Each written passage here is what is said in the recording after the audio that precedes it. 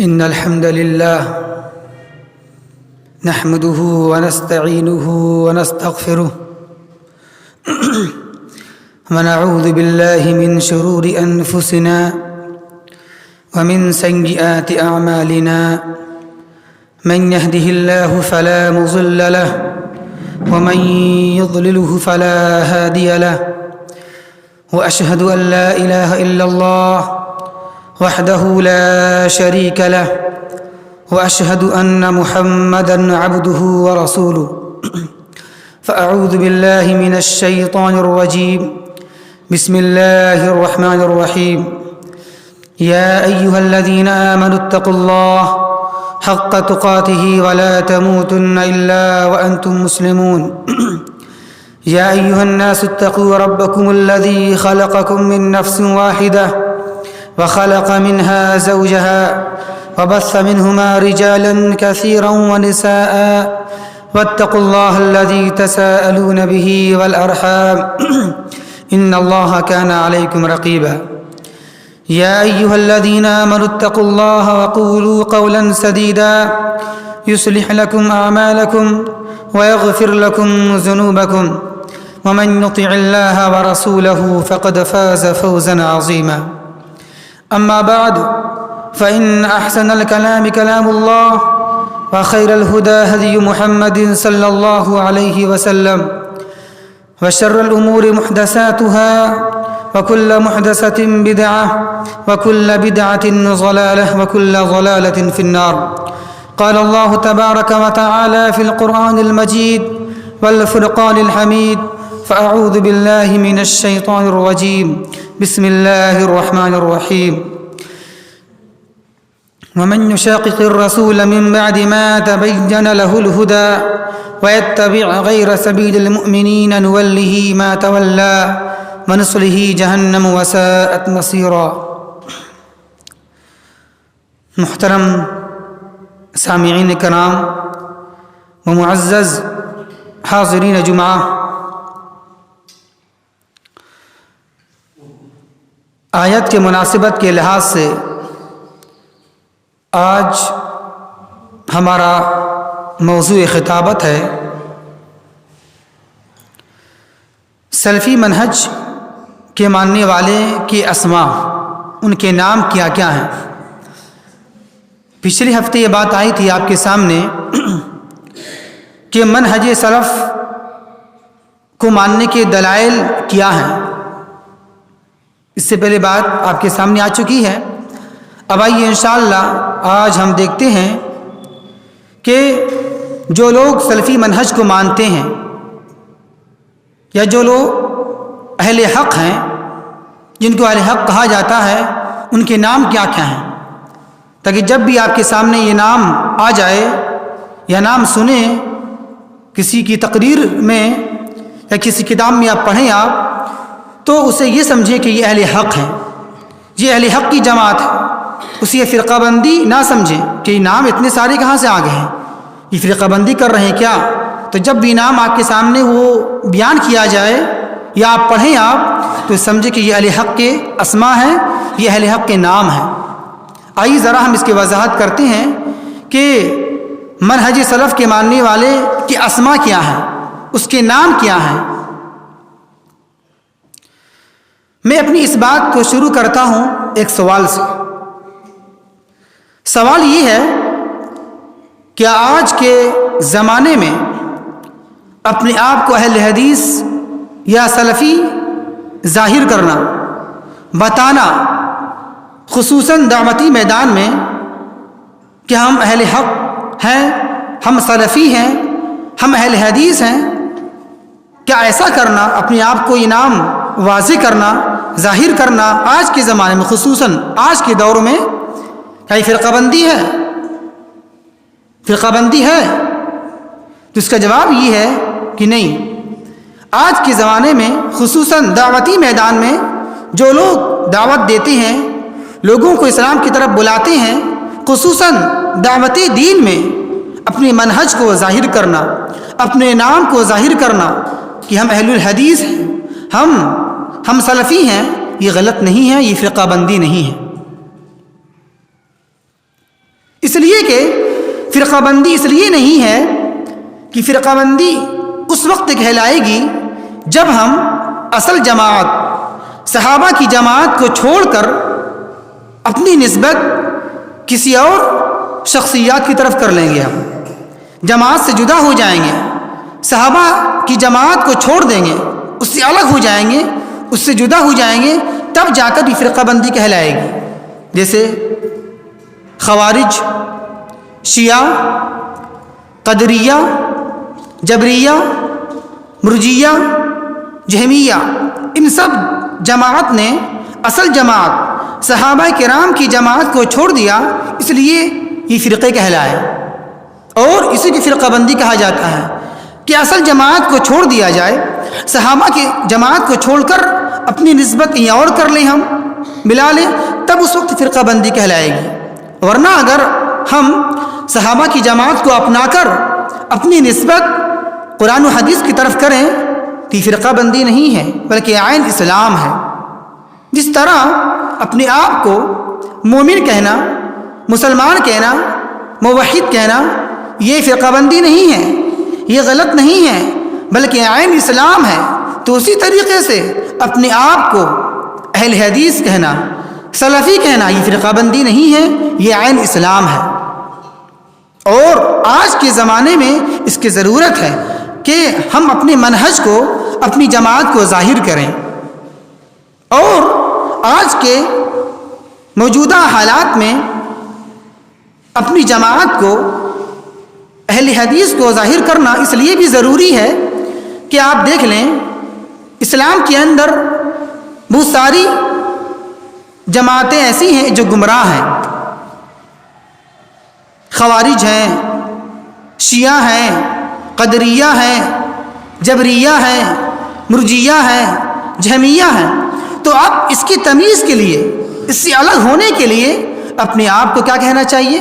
اہل سنت والجماعت۔ اس سے الگ ہونے کے لیے، چونکہ سب اسلام کے اندر ہے نا، تو اب کون سا مانیں گے آپ کو ہم؟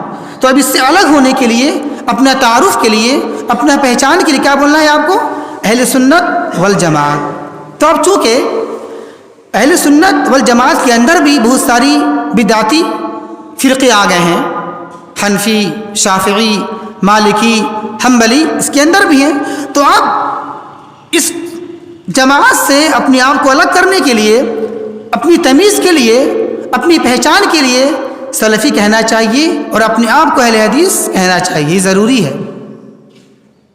اور میں یہ بات اپنی طرف سے نہیں کہہ رہا ہوں، یہ میری بات اپنی طرف سے نہیں ہے، بلکہ میری اس بات کی تائید شیخ عبدالسلام صہیبی رحمۃ اللہ علیہ بیان فرماتے ہیں کہ جب امت کے اندر بدعتیوں اور گمراہ فرقوں کا ظہور ہوا تو اہل حق نے اپنے آپ کو اس سے الگ کرنے کے لیے، اس سے تمیز کرنے کے لیے، اپنا تعارف، اپنا پہچان کے لیے کیا کہا؟ اہل سنت والجماعت کا نام رکھ دیا۔ تو اسی وجہ سے منہج حق کے بہت سارے نام ظاہر ہو گئے، آ گئے، جیسے مثال کے طور پر اہل سنت والجماعت، اہل الحدیث، اہل الحسر، طائفہ منصورہ، فرقہ ناجیہ، غربا، یہ سب کیا ہے؟ یہ اہل حق کے مختلف نام ہیں یہ سب۔ اب آگے شیخ عبدالسلام رحمۃ اللہ علیہ بیان فرماتے ہیں کہ پھر جب بدعتیوں کے اندر بھی، اہل سنت والجماعت کے اندر بھی جب لوگوں نے اپنے القاب رکھ لیے، اپنے نام رکھ لیے اہل سنت والجماعت کے، تو اب اہل حق نے اپنی دعوت کو الگ کرنے کے لیے، اپنی دعوت کی تمیز کے لیے، اپنی دعوت کا تعارف اور پہچان کے لیے کیا کہا؟ اپنے آپ کو منہج سلف کی طرف نسبت کرتے ہوئے کیا کہا؟ اہل الحدیث کہا، سلفی کہا اپنے آپ کو۔ یہ میں نہیں کہہ رہا ہوں، یہ عبدالسلام رحمۃ اللہ علیہ کہہ رہے ہیں، یہ شیخ عبدالسلام رحمۃ اللہ علیہ یہ بیان فرماتے ہیں، ہماری اس بات کی تائید وہ کرتے ہیں کہ تو ایسا کرنا ضروری ہے، لازمی ہے، خصوصاً آج کے دور میں، اور خصوصاً دعوتی میدان میں حالات تقاضے کے مطابق ایسا کرنا چاہیے۔ اس لیے کرنا چاہیے تاکہ داعی کے عقائد، اس کے نظریات، منہج معلوم ہو سکے ہمیں، جو دعوت دے رہا ہے، جو ہمیں بلا رہا ہے اسلام کی طرف، پتہ چلنا چاہیے نا یہ داعی کن عقائد نظریات کا حامل ہے، کون سا منہج کا ماننے والا ہے، اس کے عقائد کیا ہیں، اس کے نظریات کیا ہیں۔ تو دعوتی، خصوصاً دعوتی میدان کے اندر خاص کے داعی کے لیے یہ جاننا ضروری ہے، اور لوگوں کو یہ جاننا ضروری ہے کہ داعی جو دعوت دے رہا ہے اس کے عقائد کیا ہیں، اس کے منہج کیا ہیں، اس کے نظریات کیا ہیں، یہ جاننا ضروری ہے آج کے زمانے میں، خصوصاً دعوتی میدان میں۔ تو معلوم یہ ہوا آج کے دور میں گمراہ فرقے اور بدعتی فرقے سے الگ ہونے کے لیے، اپنی پہچان بنانے کے لیے اہل الحدیث سلفی کہنا چاہیے، اور کہہ سکتے ہیں، اس میں کوئی قباحت اور خراب بات نہیں، فرقہ بندی کی بات نہیں ہے، یہ کہہ سکتے ہیں۔ اسی طرح 12 نومبر 1438 ہجری صفر کے مہینے میں کویت کے ایک بڑے کانفرنس میں، جس میں بڑے بڑے علماء کرام موجود تھے، اس کانفرنس کے اندر میں بڑے بڑے علماء کرام نے اہل سنت والجماعت کے مفہوم کو بیان کیا، اور یہ بھی بیان کیا کہ اہل سنت والجماعت کے بہت سارے نام ہیں، اس کے مختلف نام ہیں۔ کیا نام ہے اس کے؟ اہل الحدیث، اہل سنت والجماعت، فرقہ ناجیہ، طائفہ منصورہ، غربا، یہ اس کے نام ہیں، یہ فرقہ بندی نہیں ہے۔ یہ کس نے بیان کیا ہے؟ کویت کے اندر میں بڑے بڑے علماء نے اس کو بیان کیا ہے کہ یہ نام ہیں، یہ غلط نہیں ہے۔ تو آئیے اب ہم دیکھتے ہیں انشاءاللہ مختصر میں کہ اہل حق کے مختلف نام کیا ہیں، تاکہ جب بھی ہمارے سامنے یہ نام آئیں تو ہم گھبرائیں نہیں، یہ فرقہ بندی کہاں سے لا دیا آپ نے؟ اللہ تو بولتا صرف مومن ہو، مسلمان ہو، یہ فرقہ بندی آپ نے کہاں سے لا دیا؟ الگ الگ نام۔ تو ہم نام دے کر گھبرائیں نہیں، ہم شبہ میں نہ ہوں کہ دیکھو یہ فرقہ بندی کر رہے ہیں۔ تو آئیے ہم نام کی وضاحت کرتے ہیں کہ اہل حق کے نام کیا ہیں۔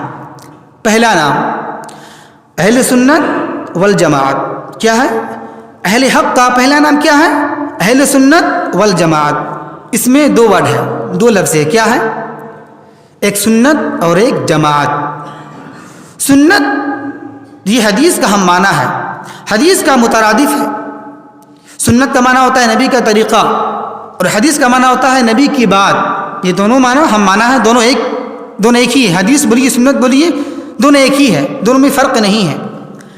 لیکن حدیث کا لفظ سنت سے زیادہ عام ہے، وسیع ہے، کشادہ ہے، اس لیے کہ ہم نبی کی ہر قول کو، ہر فعل کو، ہر تقریر کو سنت نہیں کہہ سکتے ہیں، لیکن ہم نبی کی ہر قول کو، ہر فعل کو، ہر تقریر کو، نبی کے سارے حالات کو، ساری کیفیات کو حدیث بول سکتے ہیں۔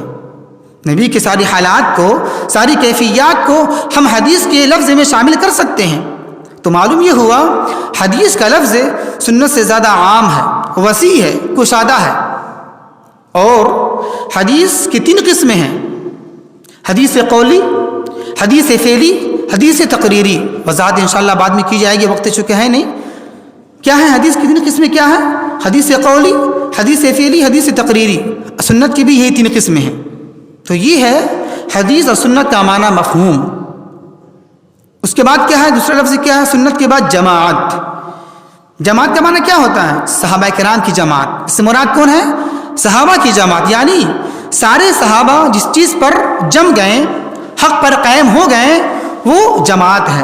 صحابہ کی جماعت کو جماعت کہا جاتا ہے۔ تو اب معنی کیا ہوگا؟ ملائیے اب اہل سنت والجماعت کیا معنی ہوا؟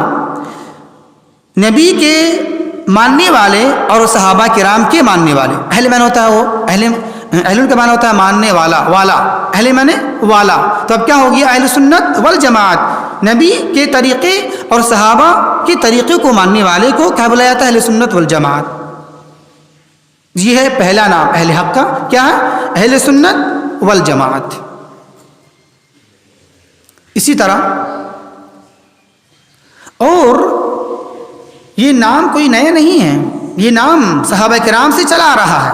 ایسا نہیں کہ ہم یہ جو ہم بیان کر رہے ہیں اہل سنت والجماعت کا جو ورڈ ہے، لفظ ہے، نیا ہے نہیں، پرانا ہے۔ دلیل اس کی کیا ہے؟ دلیل سنیں آپ، قرآن کی ایک آیت کریمہ ہے، سورہ آل عمران کی 4 پارے کی یوم تبیض وجوہ وتسود وجوہ، اللہ بیان کرتا ہے، اس کا ترجمہ یہ ہے کہ جس دن قیامت کے دن کچھ چہرے روشن ہوں گے، چمکتے ہوں گے، اور کچھ چہرے کالے ہوں گے، کالے پڑ جائیں گے۔ تو اس کی تفسیر میں عبداللہ ابن عباس رضی اللہ تعالیٰ عنہ بیان فرماتے ہیں کہ جس کے چہرے روشن ہوں گے، اس سے مراد اہل سنت والجماعت کے چہرے ہوں گے۔ اس سے مراد کون ہے؟ اہل سنت والجماعت کے چہرے ہوں گے، اہل علم کے چہرے ہوں گے۔ جس کے چہرے کالے ہوں گے، سیاہ ہوں گے، اس سے مراد اہل بدعت و ضلالت ہے۔ تو اس سے پتہ ہی چلا اہل سنت والجماعت کا جو لفظ ہے، یہ ورڈ ہے، یہ صحابہ کرام سے چلا رہا ہے، تو کوئی نیا ورڈ، نیا لفظ نہیں ہے، کیونکہ صحابی استعمال کر رہے ہیں اس کی تفسیر میں۔ تو یہ ہے پہلا نام اہل سنت والجماعت، اہل حق کا۔ دوسرا نام کیا ہے؟ اہل الحدیث۔ کیا نام ہے؟ اہل الحدیث۔ اہل معنی والا ہوتا ہے، حدیث کا معنی کیا ہے؟ بات۔ تو اللہ تبارک و تعالیٰ نے حدیث کا جو لفظ ہے قرآن سنت دونوں پر استعمال کیا ہے، دونوں کے لیے استعمال کیا اللہ نے، قرآن بھی حدیث اور حدیث بھی حدیث۔ جیسا کہ اللہ بیان کرتا ہے قرآن کے اندر میں کہ اللہ تبارک و تعالیٰ نے اپنے کلام کو، اپنی بات کو، یعنی قرآن مجید کو اللہ نے حدیث کہا ہے۔ اس کی بہت سارے آیت کریمہ ہیں، اس کی دلائل موجود ہیں۔ مثال کے طور پر آپ مختصر میں لے لیں، آپ قرآن کی ایک آیت کریمہ ہے، اللہ بیان فرماتا ہے اللہ نزل احسن الحدیث، کہ اللہ تبارک و تعالیٰ نے آسمان سے اچھی حدیث کو نازل کیا۔ بتائیے آسمان سے کیا اترا؟ قرآن اترا۔ تو اللہ تبارک و تعالیٰ نے قرآن کو حدیث کہا ہے۔ اسی طرح اللہ بیان کرتا ہے قرآن مجید کے اندر میں ما کان حدیثا یفترا، یہ قرآن مطلب یہ حدیث، اللہ قرآن کو حدیث بول رہا ہے یہاں پر، یہ قرآن، یہ حدیث گڑھی ہوئی چیز نہیں ہے، گڑھی ہوئی بات نہیں ہے۔ اسی طرح آپ سورہ کہف کو اٹھائیں، پڑھیں آپ، اللہ بیان کرتا ہے فَلَعَلَّكَ بَاخِعٌ نَفْسَكَ عَلَىٰ آثَارِهِمْ إِن لَّمْ يُؤْمِنُوا بِهَٰذَا الْحَدِيثِ أَسَفًا۔ اے میرے نبی صلی اللہ علیہ وسلم، اگر کفار و مشرکین آپ کی بات نہیں مانیں گے، اگر لوگ اس قرآن، اس کتاب پر ایمان نہیں لائیں گے، تو کیا آپ اپنے آپ کو بھلا لیں گے، ہلاک کر لیں گے آپ؟ تو ایسا مت کریں آپ۔ یہاں ذرا دیکھیے آپ، اللہ نے قرآن کو حدیث کہا ہے، کیا إِن لَّمْ يُؤْمِنُوا بِهَٰذَا الْحَدِيثِ أَسَفًا، اگر کفار مشرکین اس حدیث نے قرآن پر ایمان نہیں لائیں تو آپ اپنے آپ کو بھلا لیں گے، آپ فکر مندی میں آپ بھلا لیں گے، آپ اپنے آپ کو ہلاک کر لیں گے آپ۔ تو ایسا نہ کریں آپ۔ تو آپ یہاں بھی دیکھ لیجیے، آپ اللہ نے اس آیت کریمہ کے اندر قرآن کو حدیث کہا ہے۔ اسی طرح اور دیکھیے آگے اللہ بیان کرتا ہے 29 پارے کی بالکل لاسٹ میں، آخر میں کیا فَبِأَيِّ حَدِيثٍ بَعْدَهُ يُؤْمِنُونَ، اے لوگو تم اس حدیث یعنی قرآن کے بعد کس پر ایمان لے آؤ گے، کس کو مانو گے تم؟ تو اللہ یہاں بھی قرآن کو حدیث کہہ رہا ہے، تو پتہ چلا قرآن بھی حدیث ہے۔ اب آئیے ذرا آگے چلیے۔ اسی طرح اللہ تبارک و تعالی نے قرآن کے اندر نبی کی بات کو بھی حدیث کہا ہے، کہ نبی کی بات بھی حدیث ہے۔ دلیل سورہ تحریم کو اٹھائیے آپ، اللہ بیان کرتا ہے سورہ تحریم کے اندر وَإِذْ أَسَرَّ النَّبِيُّ إِلَىٰ بَعْضِ أَزْوَاجِهِ حَدِيثًا، کہ یاد کرو اس وقت کو جب اللہ کے نبی صلی اللہ علیہ وسلم نے اپنی بعض بیویوں سے چھپا کر کوئی چپکے سے بات کہی، یعنی نبی کی بات کو اللہ حدیث کہہ رہا ہے کہ نبی کے بات بھی حدیث ہے، قرآن کی آیت کریمہ سورہ تحریم کی۔ اسی طرح اللہ کے نبی صلی اللہ علیہ وسلم نے بھی قرآن کو حدیث کہا ہے۔ مسلم کی حدیث میں ہے فَإِنَّ أَصْدَقَ الْحَدِيثِ كِتَابُ اللَّهِ، کیا معنی ہے؟ سب سے سچی حدیث کتاب اللہ ہے، یعنی مسلم کی حدیث میں اللہ کے نبی صلی اللہ علیہ وسلم کتاب اللہ کو، قرآن کو اچھی حدیث کہہ رہے ہیں، سچی حدیث کہہ رہے ہیں۔ تو اس سے پتہ ہی چلا قرآن بھی حدیث ہے۔ اب آئیے آگے دیکھتے ہیں۔ اسی طرح اللہ کے نبی صلی اللہ علیہ وسلم نے اپنی بات کو بھی حدیث کہا ہے، اپنی بات کو خود اللہ کے نبی نے اپنی بات کو حدیث کہا ہے۔ دلیل ابو داؤد کی حدیث ہے، اللہ کے نبی صلی اللہ علیہ وسلم بیان فرماتے ہیں کہ نظر اللہ عمران سمع منی حدیثا فحفظه حتى يبلغه، کہ اللہ تبارک و تعالی اس آدمی کو تر و تازہ رکھے، خوش رکھے جس نے مجھ سے حدیث کو سنا ہے، جس نے مجھ سے حدیث کو سنا ہے اور اس کو یاد کر لیا ہے اور اس کی تبلیغ کیا ہے۔ تب دیکھیے اس حدیث پاک میں اللہ کے نبی صلی اللہ علیہ وسلم نے اپنی بات کو حدیث کہا کہ یہ بھی حدیث ہے. تو اس سے معلوم یہ ہوا اہل حق کے دوسرا نام کیا ہے؟ اہل الحدیث. اسی طرح اہل حق کا تیسرا نام کیا ہے؟ اہل الاثر. اہل اثر یعنی الف ثارا، اہل اثر. اثر کا معنی بھی حدیث کے مترادف ہے. حدیث کا معنی ہے اثر، اور اثر کا لغوی معنی ہوتا ہے کسی کے نقش قدم کی پیروی کرنا، کسی کے پیچھے چلنا. اس کی تفسیر میں کہ اہل اثر کسے کہا جاتا ہے، اہل اثر کون لوگ ہیں، اس کی وضاحت کرتے ہوئے امام سفارینی رحمۃ اللہ علیہ بیان فرماتے ہیں کہ اہل اثر سے مراد وہ لوگ ہیں جو اپنا عقائد، اپنے نظریات کتاب اللہ، سنت رسول اللہ اور صحابہ، تابعین اور منہج سلف صالحین سے لیتے ہیں. یہ اہل اثر لوگ ہیں. جس سے معنی کیا ہوا؟ اہل اثر سے مراد کون لوگ ہیں؟ وہ لوگ جو کتاب اللہ، سنت رسول اللہ، صحابہ، تابعین کو ماننے والے ہیں. یہ اہل اثر ہیں. اسی طرح عبداللہ ابن مسعود رضی اللہ تعالیٰ عنہ بیان فرماتے ہیں کہ لن نزل ما تمسکنا بالاثر، کہ ہم ہرگز گمراہ نہیں ہو سکتے ہیں جب تک کہ ہم چمٹے رہیں گے اثر سے، مراد سلف صالحین کے منہج سے. تو اہل اثر یہ بھی اہل حق کا تیسرا نام ہوا. اسی طرح اہل حق کا چوتھا نام کیا ہے؟ طائف منصورہ. کیا نام ہے؟ طائف منصورہ. اس کا معنی کیا ہوتا ہے؟ ایک ایسی جماعت جس پر اللہ کی مدد ہمیشہ اترتی رہتی ہو، یہ اس کا معنی ہے. اور اس کی دلیل کہاں سے ہے؟ ایک مسلم کی حدیث ہے. اللہ کے نبی صلی اللہ علیہ وسلم بیان فرماتے ہیں کہ لا تزال طائفة من امتی ظاہرین علی الحق منصورین لا یضرهم من خذلهم، کہ میری امت میں سے ایک جماعت ہمیشہ حق پر رہے گی اور اس پر اللہ کی مدد آتی رہے گی، ہوتی رہے گی. لا یضرهم من خذلهم، اور جو اس کے مخالفین ہیں، جو اس کو دکھ پہنچانے والے ہیں، اس کا نقصان نہیں پہنچا سکتے ہیں. تو یہاں بھی دیکھ لیجیے آپ. تو اہل حق کا چوتھا نام کیا ہے؟ طائف منصورہ، ایسی جماعت جس پر اللہ کی مدد آتی رہتی ہو. اسی طرح اہل حق کا پانچواں نام کیا ہے؟ فرقہ ناجیہ. کیا نام ہے؟ فرقہ ناجیہ. فرقہ ناجیہ کا معنی کیا ہوتا ہے؟